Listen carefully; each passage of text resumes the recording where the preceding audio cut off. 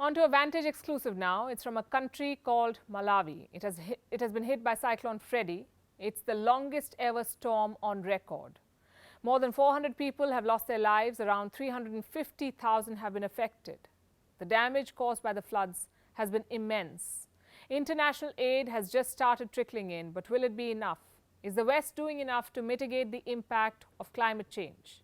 Was Malawi prepared for a disaster like this? And what kind of support does it seek from India? Remember, New Delhi holds the presidency of the G20 this year. Can it use this position to do more on climate change? Joining us to talk about all of this is the President of Malawi, Lazarus Chakwera.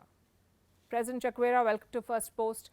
Your country is reeling under the longest ever storm on record. How are you doing? Well, we are a country in mourning.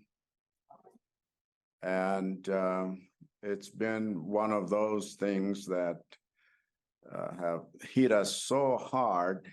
In fact, we've never seen anything on this level because it's been incrementally becoming more and more devastating.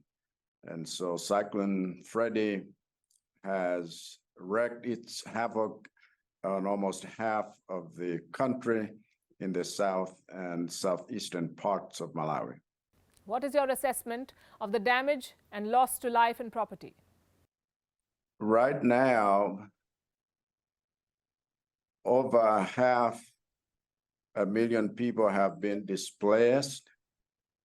500 or so have died. We still have close to 300 missing, and 42 roads and bridges cut off many people in camps, over 500 of which have been established to house temporarily those that have been displaced. And you're talking about huge numbers of people, children, women, the youth, even the elderly and the people with disabilities being so severely affected. In fact, the magnitude of all of the damage is yet to be assessed because in some places, people were not able to access those areas as a result of the damage. But what I have told you is just but a little bit of what we are experiencing. Did you get adequate warning that something like this, something of this magnitude was coming? We had some kind of warning. Cyclone Freddy has landed on the continent twice. We didn't know it would do that.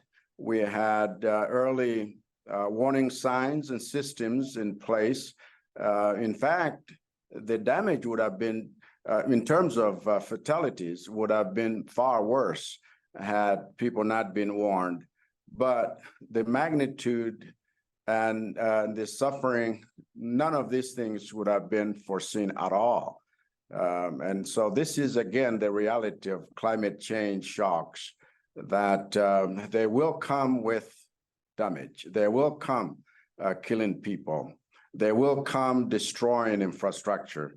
And we just need to be able to prepare the best we can. What kind of assistance are you getting from the international community now? We have gotten assistance in terms of food, shelter, tents, supplies of medicines, and even helicopters and fuel to put in those helicopters to enable people access those camps and places where they have been hitherto inaccessible. And so we have had a response from within the country, NGOs, as well as government ministries and departments and agencies, and then business people. We've had multilateral help from our neighbors across the region in Africa, as well as from Europe, USA, and so forth. Malawi has been highlighted as one of the most vulnerable countries in the world to climate change. Scotland pledged loss and damage funding worth over £7 million to you. Is that enough? Actually, we are very grateful for the Scottish people pledging that amount. There have been pledges, in fact, pledges to do with adaptation, with mitigation, damage and loss. And so we want others not just to pledge, but actually to live up to the pledges, to give what is needed.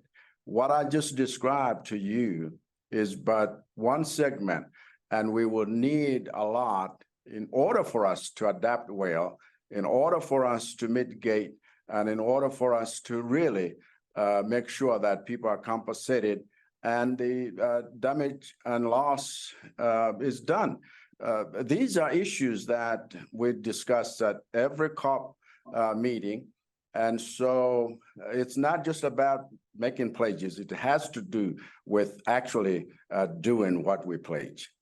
At COP meetings and on other platforms, the debate has been about who will pay to mitigate the impact of climate change, who should bear the cost. The West has a history of emissions, but is it doing enough, according to you, as the global South balances its emission commitments with its development needs? You know, when you're looking at countries like Malawi, and you see the vulnerability, you see even such countries that have least contributed to the present climatic problems, you begin to wonder, because it's not a matter where developed nations that have developed on the back of destroying the environment are denying that fact. They know, they actually acknowledge that fact, and they have made pledges in order for them to kind of assuage their troubled consciences. But it's not enough.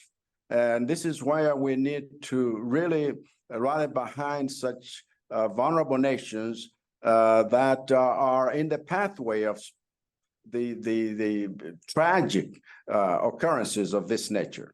It's important for us to realize that as a nation, we need other nations, and nations acting multilaterally, making sure that those issues we say, these are the answers. People must adapt.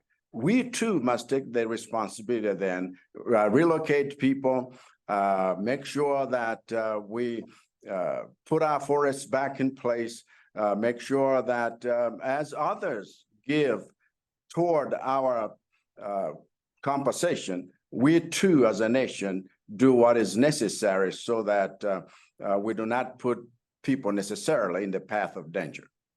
And was Malawi doing what was necessary given the warnings? We did what we could with the level of our ability.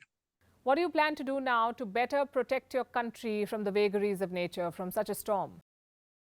We will continue to plead with people, relocate people, and pass legislation. In fact, Parliament is sitting right now. We'll pass legislation that is fitting more into the present context than the legislation we've been using for the past. We will continue to allocate funds for unforeseeable occurrences of this nature, but there's no way any country can prepare well. You understand, climate change shocks are really destructive. My final question to you, Mr. President. India holds the presidency of the G20 this year. It is helping set the global agenda, which was hijacked first by the pandemic and then by the war in Ukraine. What is your message for the Indian leadership? In fact, I'm very, very grateful, Prime Minister Modi, for his message of solidarity with the Malawian people. And I'm grateful for his leadership. What I am pleading for is the fact that these matters should not just be discussion points at conferences.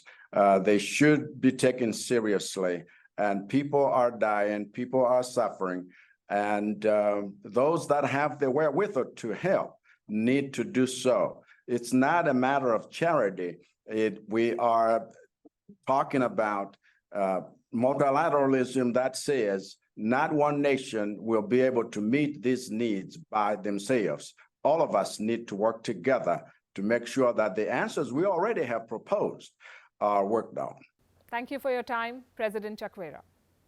I appreciate you so much.